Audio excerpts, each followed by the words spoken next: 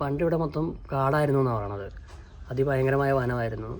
അപ്പം രാജാവിൻ്റെ നേതൃത്വത്തിൽ കുറച്ച് ബ്രാഹ്മണരെ ഇവിടെ കൊണ്ടുവന്നു.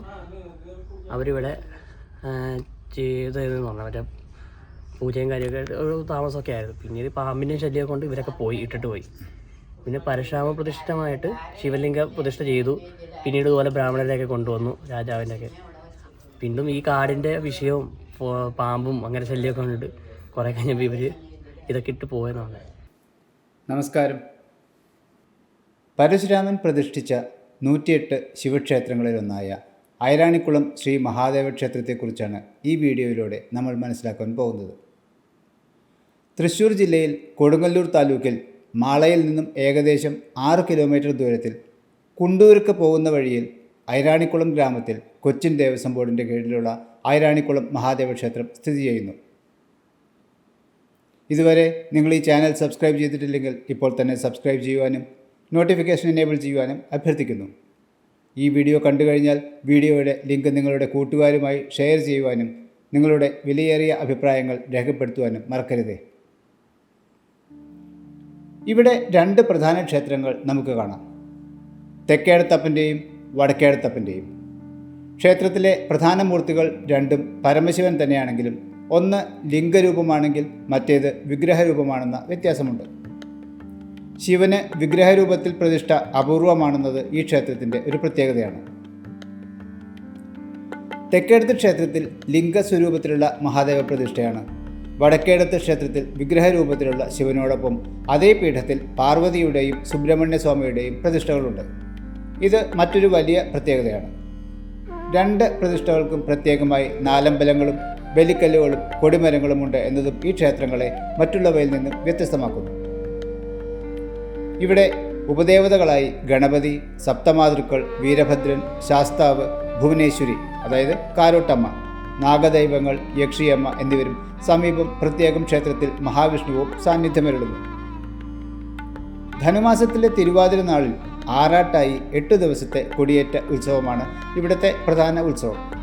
കൂടാതെ ശിവരാത്രി, നവരാത്രി, വിഷു, മണ്ഡലകാലം തുടങ്ങിയവയും അതിവിശേഷമായി ആചരിച്ചു വരുന്നു. ഐതിഹ്യപ്രകാരവും ചരിത്രപ്രകാരവും ഈ ക്ഷേത്രത്തിലെ ആദ്യ പ്രതിഷ്ഠ തെക്കേടത്തപ്പൻ എന്ന പേരിൽ അറിയപ്പെടുന്ന ലിംഗസ്വരൂപിയായ മഹാദേവനാണ്. ഈ പ്രതിഷ്ഠ ത്രേതായുഗത്തിൽ തന്നെ നടത്തിയെന്ന് ഐതിഹ്യം പറയുന്നു. ഈ പ്രതിഷ്ഠ വന്നതിന് പിന്നിൽ പറയുന്ന ഒരു ഐതിഹ്യം ഇങ്ങനെയാണ്. 21 വട്ടം ക്ഷത്രിയകുലത്തെ മുടിച്ചതിൻ്റെ പാപത്തിൽ നിന്ന് രക്ഷ നേടാൻ പരശുരാമൻ കേരള ഭൂമി സൃഷ്ടിച്ചു. തുടർന്ന് പ്രസ്തുത ഭൂമി ബ്രാഹ്മണർക്ക് ദാനം ചെയ്ത അദ്ദേഹം അവരെ 64 ഗ്രാമക്കാരായി തിരിക്കുകയും ഓരോ ഗ്രാമത്തിനും ഓരോ ക്ഷേത്രം ഉണ്ടാക്കി കൊടുക്കുകയും ചെയ്തു. അവയിൽ ഒരു ഗ്രാമമായിരുന്ന ഐരാണിക്കുളത്തിൻ്റെ ഗ്രാമക്ഷേത്രമായിരുന്നു ഇത്. എന്നാൽ പിന്നീട് ഒരിക്കൽ ഇവിടെ ഉണ്ടായിരുന്ന ആദ്യത്തെ ശിവലിംഗം കാണാതാകുകയും പകരം മണലും ദർഭയും കൂട്ടി പുതിയ ശിവലിംഗം നിർമ്മിക്കുകയും ചെയ്തു. അതാണ് ഇപ്പോൾ കാണാൻ സാധിക്കുന്നത് എന്നാണ് ഐതിഹ്യം. അതല്ല, ബ്രാഹ്മണ കുട്ടികൾ കളിമണ്ണ് കൊണ്ടുണ്ടാക്കിയ ശിവലിംഗം കളി കഴിഞ്ഞ് പിറ്റേന്ന് കുട്ടികൾ വന്നു നോക്കിയപ്പോൾ മണ്ണിൽ ഉറച്ചു പോയതാണ് എന്നും ഐതിഹ്യം പറയുന്നു. 64 ഗ്രാമങ്ങളിൽ ഒന്നായ ഐരാണിക്കുളം ഗ്രാമത്തിൻ്റെ ഗ്രാമക്ഷേത്രമാണ് ഇത്. ചേരന്മാരുടെ ഭരണം ദുർബലമായപ്പോൾ ക്ഷേത്രഭരണം നമ്പൂതിരിമാരുടെ കയ്യിലായി. എന്നാൽ അവർ തമ്മിലുള്ള ആഭ്യന്തര കലഹം മൂത്തപ്പോൾ ഭരണകർത്താക്കളായിരുന്ന ഇല്ലക്കാർ 2 വിഭാഗങ്ങളായി തിരിഞ്ഞ് 2 പ്രതിഷ്ഠ നടത്തിയെന്നും അതിനാലാണ് ക്ഷേത്രത്തിൽ 2 ശിവപ്രതിഷ്ഠകൾ വന്നതെന്നും പറയപ്പെടുന്നു. അവ തെക്കേടത്തപ്പനെന്നും വടക്കേടത്തപ്പനെന്നും അറിയപ്പെടുന്നു. എറണാകുളം ജില്ലയിൽ സ്ഥിതി ചെയ്യുന്ന പ്രസിദ്ധമായ തിരുവൈരാണിക്കുളം മഹാദേവ ക്ഷേത്രത്തിലെ മൂർത്തിയും ഐരാണിക്കുളത്തപ്പനാണെന്നാണ് ഭക്തജന വിശ്വാസം. പ്രസ്തുത ക്ഷേത്രത്തിൻ്റെ ഊരാള കുടുംബമായ അകവൂർ മനയുടെ ആസ്ഥാനം ആദ്യം ഐരാണിക്കുളമായിരുന്നുവെന്നും പിന്നീട് ഇവിടെയുണ്ടായ പ്രശ്നങ്ങൾ കാരണം ഇപ്പോഴത്തെ ദിക്കിലേക്ക് മാറിയതാണെന്ന ക്ഷേത്ര ഐതിഹ്യത്തെ സാധൂകരിക്കുന്നതാണ് ഈ ചരിത്ര രേഖ.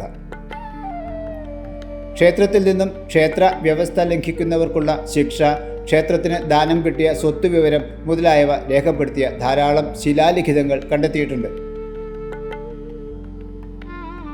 വർഷത്തിൽ 12 ദിവസം മാത്രം ശ്രീ പാർവതിയുടെ നട തുറക്കുന്ന ശ്രീ തിരുവൈരാണിക്കുളം ക്ഷേത്രത്തിൻ്റെ ഉത്ഭവം ഐരാണിക്കുളം ശിവക്ഷേത്രത്തിൽ നിന്നാണ് എന്നും പറയപ്പെടുന്നു.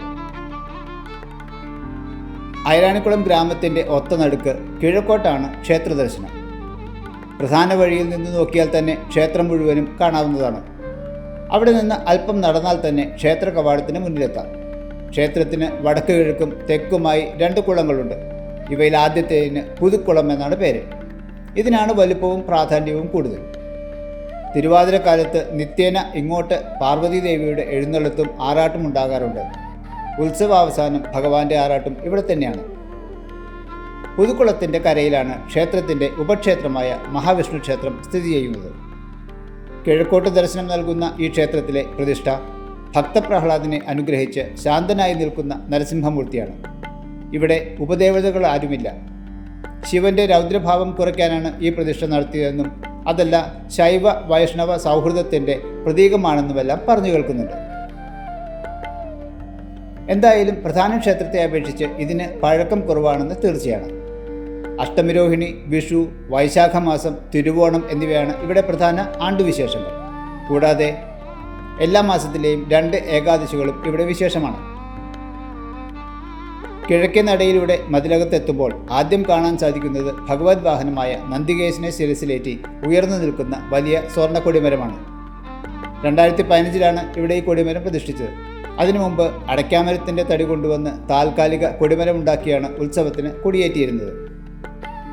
കൊടിമരത്തിനപ്പുറത്ത് നന്ദികേശൻ്റെ ഒരു ശിലാവിഗ്രഹം നമുക്ക് കാണാൻ സാധിക്കും. അല്പം ഒരു വിഷാദഭാവത്തോടു കൂടിയുള്ള നന്ദികേശനാണ് ഇവിടെയുള്ളത്.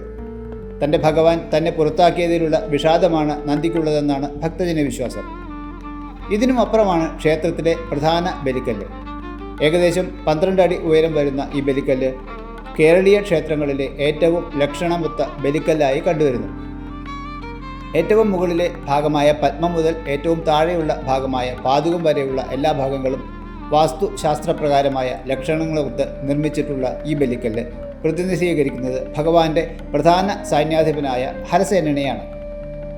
കൂടാതെ ഇതിൻ്റെ പാദുകത്തോട് ചേർന്ന് 8 ചെറിയ ബലിക്കല്ലുകളും കാണാൻ സാധിക്കും.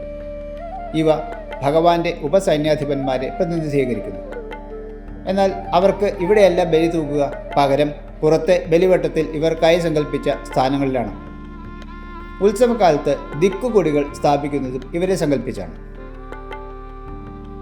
ഏകദേശം 16 ഏക്കർ വിസ്തീർണം വരുന്ന അതിവിശാലമായ മതിലകമാണ് ഐരാണിക്കുളം ക്ഷേത്രത്തിലേത്. തൃശ്ശൂർ വടക്കുന്നാഥ ക്ഷേത്രം, വൈക്കം മഹാദേവ ക്ഷേത്രം തുടങ്ങി വളരെ കുറച്ച് ക്ഷേത്രങ്ങളെ വലുപ്പത്തിൽ ഇതിനോട് ചേർന്ന് നിൽക്കുന്നുള്ളൂ. നിരവധി മരങ്ങളും ചെടികളും ഈ വളപ്പിൽ നമുക്ക് കാണാൻ സാധിക്കും. അത്തി, ഇത്തി, അരയാൽ, പേരാൽ, ഇലഞ്ഞി, പൂവളം തുടങ്ങിയവ അവയിൽ പ്രധാനമാണ്. ക്ഷേത്ര മതിലകത്തിന് പുറത്ത് തെക്കു പടിഞ്ഞാറ് ഭാഗത്ത് പ്രത്യേകം തീർത്ത ശ്രീകോവിലിൽ കിഴക്കോട്ട് ദർശനമായി ശാസ്താവിൻ്റെ പ്രതിഷ്ഠയുണ്ട്. അമൃത കലശധാരിയായ ധന്വന്തിരി ശാസ്താവാണ് ഇവിടെ പ്രതിഷ്ഠ. ആദ്യകാലത്ത് ഇതിനും തെക്കു പടിഞ്ഞാറായി സ്ഥിതി ചെയ്യുന്ന ആൽമരച്ചുവട്ടിൽ നാഗദൈവങ്ങൾക്കൊപ്പമായിരുന്ന ശാസ്താവ് തന്മൂലം വനശാസ്താവായി അറിയപ്പെട്ടു പോന്നിരുന്നു. പിന്നീട് ഇപ്പോഴത്തെ സ്ഥാനത്തേക്ക് മാറ്റുകയായിരുന്നു. ഈ ശാസ്താവിന് മുന്നിലാണ് ശബരിമല തീർത്ഥാടകർ മാലയിടുന്നതും കെട്ടുനിറക്കുന്നതുമെല്ലാം. ശാസ്താവിൻ്റെ ശ്രീകോവിലിനും തെക്കു പടിഞ്ഞാറായി സ്ഥിതി ചെയ്യുന്ന നാഗദൈവങ്ങളിൽ പ്രധാനി നാഗരാജാവായ വാസുകിയാണ്. കൂടാതെ ധാരാളം പരിവാരങ്ങളുമുണ്ട്. എല്ലാ മാസവും വരുന്ന ആയില്യനാളിൽ ഇവർക്ക് വിശേഷാൽ പൂജകളും കന്യമാസത്തിലെ ആയില്യത്തിന് സർപ്പബലിയും ഉണ്ടാകും. ക്ഷേത്രത്തിൻ്റെ പടിഞ്ഞാറ് ഭാഗത്ത് നക്ഷത്രവനം പണിതിട്ടുണ്ട്.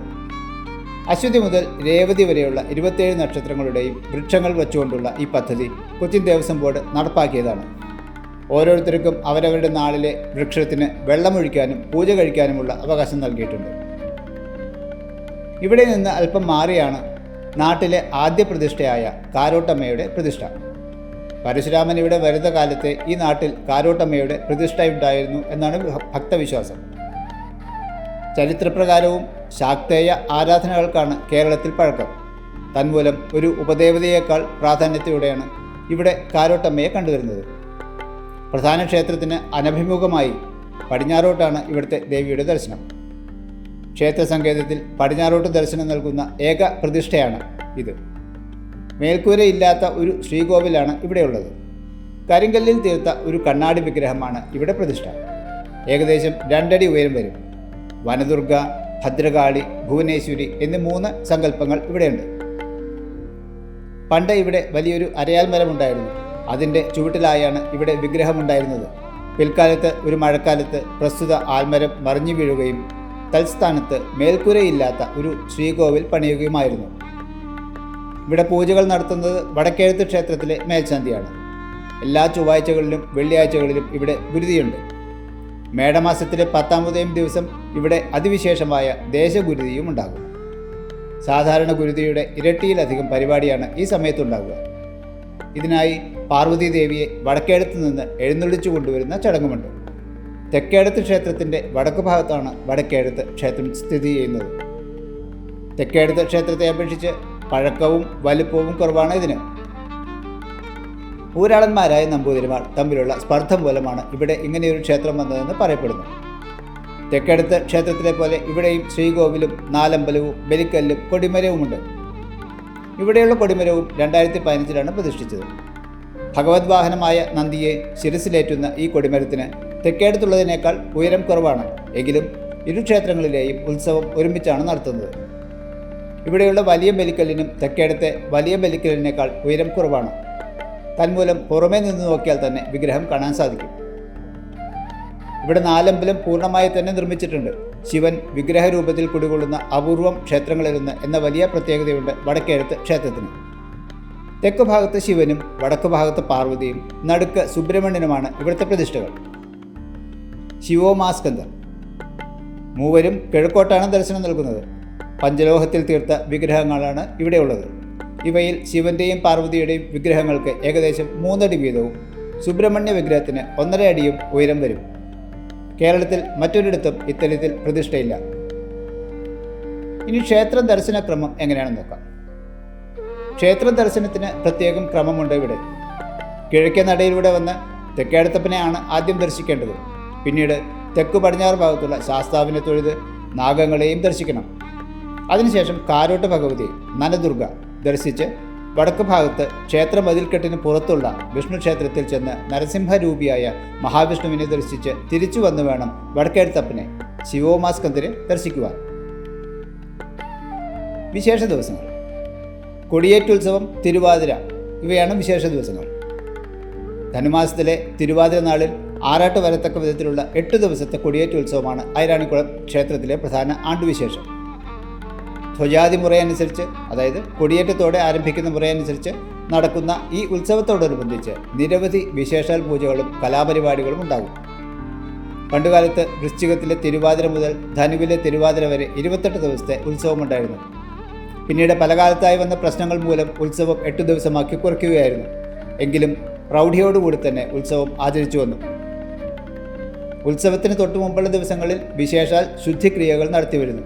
ക്ഷേത്രത്തിൽ ഒരു വർഷത്തിനിടയിൽ സംഭവിച്ചിട്ടുള്ള എല്ലാ അശുദ്ധികളും നീക്കം ചെയ്യുക എന്ന സങ്കല്പത്തിൽ ചെയ്യുന്നതാണ് ശുദ്ധിക്രിയകൾ. ഇവയെല്ലാം ചെയ്ത ശേഷം വേണം കൊടിയേറ്റം നടത്താനെന്നാണ് ചിട്ട. കൊടിയേറ്റ ദിവസം രാവിലെ ആകുമ്പോഴേക്കും ശുദ്ധിക്രിയകളെല്ലാം പൂർത്തിയാക്കിയിട്ടുണ്ടാകും. അന്ന് വൈകിട്ടാണ് കൊടിയേറ്റം. മഴവില്ലിനെ അനുസ്മരിപ്പിക്കുന്ന 7 നിറങ്ങളോടുകൂടിയ കൊടിക്കൂറകൾ ക്ഷേത്രത്തിൽ കൊണ്ടുവന്ന ശേഷം ക്ഷേത്രം ഊരാളന്മാരുടെ നേതൃത്വത്തിൽ ആചാര്യവരണം എന്നൊരു ചടങ്ങ് നടത്തുന്നു. ഉത്സവ സമയത്ത് ധരിക്കാനുള്ള ഉത്തരീയവും പവിത്രമോതിരവും തന്ത്രിക്ക് നൽകുന്നതാണ് ഈ ചടങ്ങ്. ഇതിനുശേഷം തന്ത്രിയുടെ നേതൃത്വത്തിൽ വിശേഷപ്പെട്ട പൂജകളെല്ലാം നടത്തി വാദ്യമേളങ്ങളുടെയും തുടരെയുള്ള കതിനവെടികളുടെയും ഭക്തകണ്ഠങ്ങളിൽ നിന്ന് വരുന്ന പഞ്ചാക്ഷര ജപങ്ങളുടെയും അകമ്പടിയോടെ ഇരു കൊടിമരങ്ങളിലും കൊടി കയറ്റുന്നു. ഇതോടെ ഐരാണിക്കുളം ഗ്രാമം ഉത്സവലഹരിയിൽ അമരുന്നു. വീണ്ടും ഒരു നല്ല വീഡിയോയുമായി നമുക്ക് കാണാം.